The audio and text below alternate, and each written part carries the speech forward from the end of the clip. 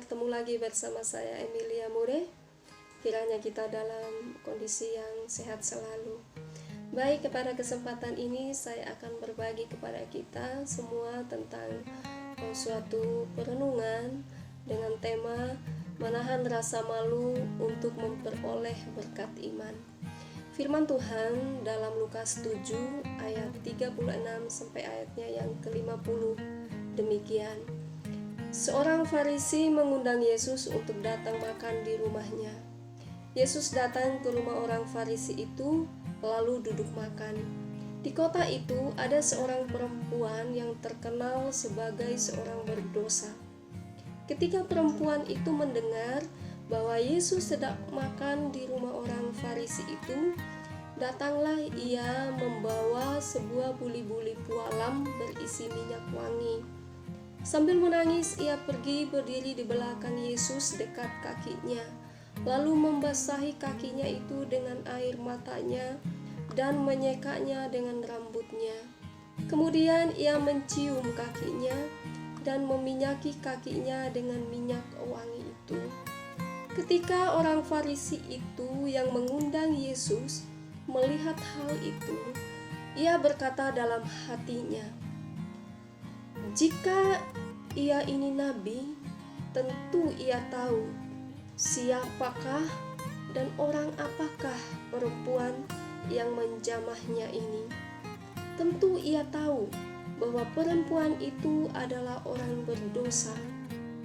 Lalu Yesus berkata kepadanya, "Simon, ada yang hendak kukatakan kepadamu." Sahut Simon, "Katakanlah, Guru." Ada dua orang yang berhutang kepada seorang pelepas uang. Yang seorang berhutang 500 dinar dan yang lain 50. Karena mereka tidak sanggup untuk membayar, maka ia menghapuskan hutang kedua orang itu. "Siapakah di antara mereka yang akan terlebih mengasihi dia?" Jawab Simon, "Aku kira dia yang paling banyak dihapuskan hutangnya." Kata Yesus kepadanya, "Betul pendapatmu itu." Dan sambil berpaling kepada perempuan itu, ia berkata kepada Simon, "Engkau lihat perempuan ini. Aku masuk ke rumahmu, engkau tidak memberikan aku air untuk membasuh kakiku, tetapi dia membasahi kakiku dengan air mata dan menyekanya dengan rambutnya.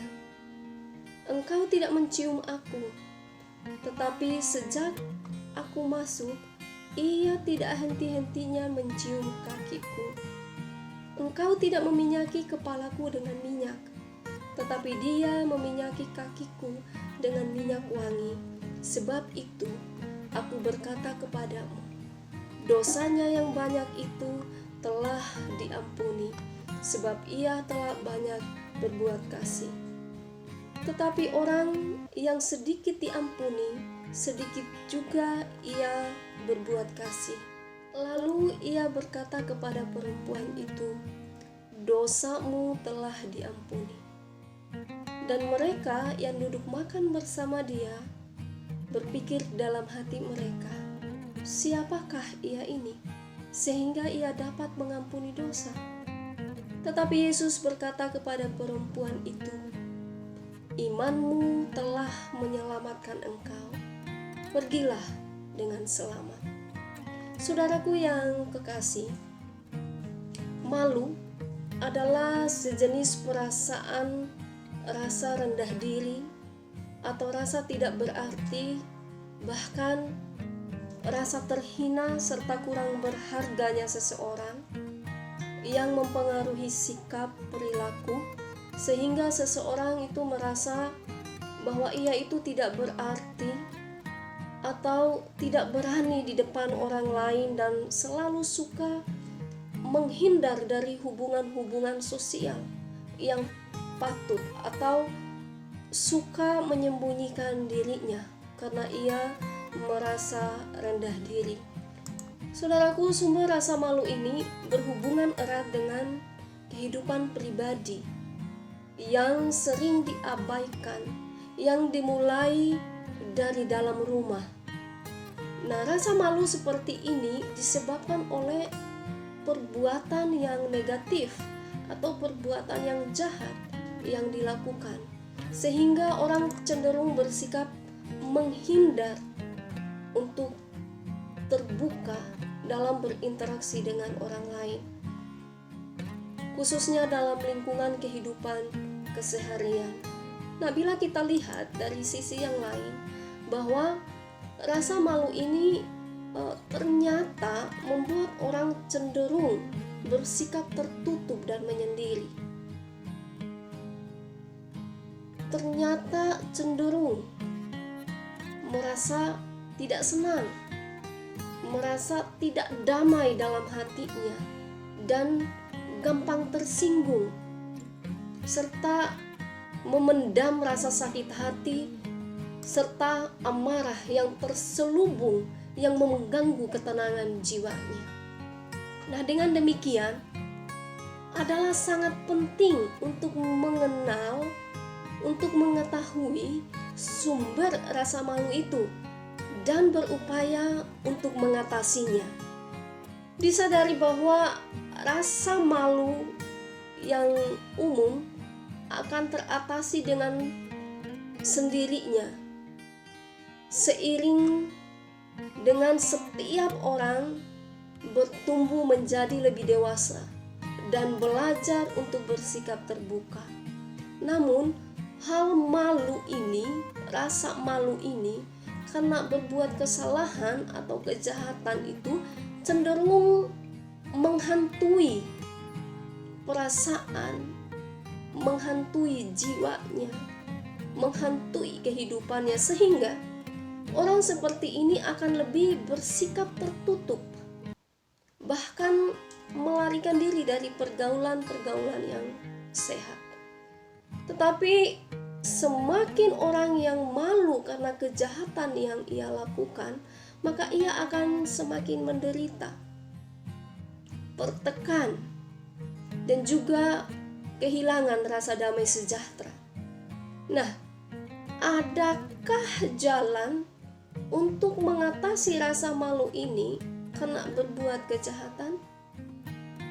Dalam Injil Lukas 7 ayat 36 sampai ayatnya yang ke-50 yang telah saya bacakan bagi kita sekalian, memberikan contoh bagaimana mengatasi rasa malu oleh karena kesalahan, oleh karena telah berbuat kejahatan. Dan rahasia untuk mengatasi rasa malu itu ialah yang pertama, menahan rasa malu untuk terbuka mencari solusi. Menahan rasa malu di sini berarti berani menolak bersikap malu dengan terbuka untuk keluar dari tekanan jiwa yang berusaha menyembunyikan kejahatan yang diperbuatnya. Menahan rasa malu bisa dikatakan sebagai melawan tekanan rasa malu dengan keluar dari tekanan rasa rendah diri, rasa terhina, untuk menemukan solusi. Penulis Injil Lukas ini menceritakan tentang seorang perempuan yang dikenal sebagai seorang yang berdosa, yang adalah seorang pelacur di suatu kota di luar Yerusalem. Sebagai perempuan berdosa, perbuatan asusila yang dilakukannya membuat ia dianggap rendah, rasa terhina, dan dilihat sebagai sampah masyarakat, bahkan dibenci dan dimusuhi oleh masyarakat. Bagi orang Yahudi, perempuan seperti ini telah melanggar Taurat dan harus dirajam dengan batu sampai mati. Itu tercatat di dalam Imamat 20 ayat 10 sampai ayatnya yang ke-21. Keadaan yang membuatnya malu ditambah dengan sikap orang yang membenci dirinya dan juga hukuman agama yang harus diterimanya, ini benar-benar membuat ia merasa sangat-sangat ketakutan dan ia menyembunyikan diri. Namun tekanan rasa malu dan ketakutan yang ada padanya membuat perempuan ini nekat untuk keluar, menampakkan diri dari persembunyiannya. Tatkala ia mendengar bahwa Yesus Kristus sedang berada di kotanya dan diundang oleh Simon, seorang tokoh masyhab Farisi, untuk bertemu di rumahnya. Nah, bagi Simon, kehadiran Yesus Kristus adalah suatu kehormatan, namun menjadi rusak gara-gara ulah perempuan pendosa ini. Ia melihat perempuan ini, Simon tentu ia menggerutu. Mengapa? Karena pestanya telah dirusak oleh kehadiran perempuan yang berdosa. Nah, belum lagi perempuan itu dianggap melawan adat istiadat dengan berada di tengah-tengah para laki-laki di rumah Simon. Nah, dari pihak perempuan berdosa ini, ia berani datang ke rumah Simon karena Yesus ada di situ. Nah, apabila ia telah mendengar tentang sikap Tuhan Yesus yang mengampuni seorang perempuan pendosa seperti dirinya di Yerusalem, seperti yang tercatat di dalam Yohanes 8 ayat 1 sampai ayatnya yang ke-11. Pertanyaan ini tidak dapat dijawab dengan jelas. Tetapi yang penting bagi perempuan ini ialah bertemu dengan Tuhan Yesus Kristus sebagai satu-satunya harapan dan solusi untuk melepaskan dirinya dari rasa malu yang menekannya selama ini. Nah, perempuan ini mengatasi rasa malunya dengan menahan, menekan perasaan malu yang menguasainya selama ini. Ia sadar bahwa Tuhan Yesus adalah satu-satunya solusi yang dapat membebaskannya dari dosa yang membuat dirinya terbelenggu dengan rasa malu yang terus berkepanjangan. Kemudian rahasia yang kedua adalah nekat berkorban menghempas rasa malu di kaki Yesus Kristus. Kehadiran perempuan berdosa di rumah Simon tergolong tindakan yang sangat nekat. Alasannya ialah bahwa ia adalah sampah masyarakat, perempuan pendosa yang tidak diizinkan berada di tengah para laki-laki, serta ia juga tidak diundang untuk hadir dalam pesta Simon. Nah, walau demikian, perempuan yang hadir tanpa diundang ini datang dengan dorongan yang sangat kuat untuk mencari solusi dari Tuhan Yesus Kristus dalam mengatasi perbuatan dosa yang mempermalukan dirinya selama ini. Nah, tindakan perempuan berdosa ini yang berdiri di belakang dekat kakinya dan sambil menangisi dosa-dosanya, mencucurkan air mata, membasahi kaki Tuhan Yesus Kristus, mengelap kaki Tuhan Yesus dengan rambutnya, mencium kaki Yesus, dan meminyaki dengan minyak yang wangi, yang sangat mahal harganya.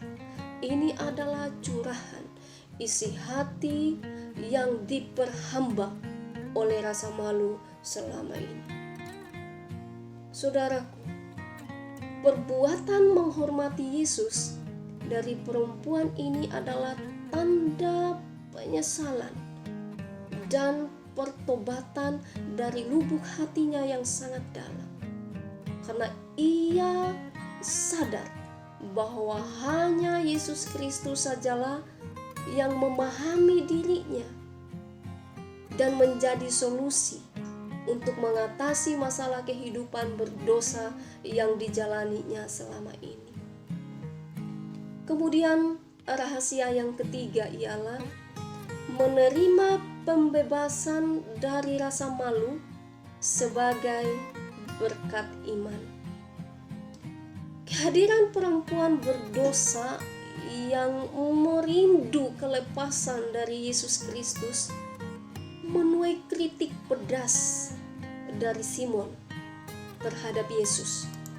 Nah, walaupun Simon menyembunyikan rasa dongkol atau rasa kesalnya dan mengkritik, meragukan Yesus Kristus dengan berkata dalam hatinya, jika ia ini nabi, tentu ia tahu bahwa perempuan itu adalah orang berdosa. Ayat 39. Nah, akibat kritik diam-diam dalam hati Simon, maka perempuan itu memperoleh jawaban Yesus atas pergumulannya selama ini. Bagaimana perempuan itu memperoleh jawaban Tuhan Yesus atas pergumulannya? Yaitu ia menerima pembebasan dari rasa malunya. Jalan Yesus bagi perempuan ini ialah yang pertama, ia memberi pengampunan, yang diumpamakan sebagai orang berhutang sangat besar, yaitu 500 dinar, sebesar upah kerja tentara Romawi selama 5 tahun, yang kemudian dilepaskan utang itu. Nah, perbuatan perempuan berdosa ini adalah ucapan terima kasih karena diterima oleh Yesus Kristus bagaikan penghutang yang dibebaskan dari hutangnya yang begitu banyak. Kemudian yang kedua, perempuan berdosa itu menerima berita pengampunan atas tindakan masa lalunya. Tatkala Tuhan Yesus berkata, dosanya yang banyak itu telah diampuni, sebab ia telah banyak berbuat kasih. Ayat 47. Kemudian yang ketiga, perempuan berdosa itu mengalami kuasa pengampunan sebagai karunia iman dari Tuhan Yesus Kristus. Tatkala Yesus berkata demikian, dosamu telah diampuni. Dan lagi, Tuhan Yesus memastikan kuasa pembebasannya atas perempuan itu dengan menegaskan, imanmu telah menyelamatkan engkau. Pergilah dengan selamat. Saudaraku yang kekasih, selamat menerima pembebasan dari rasa malu dengan menerima karunia iman dari Tuhan Yesus Kristus. Amin. Tuhan Yesus memberkati kita. Saya Emilia Mude, sampai jumpa kembali.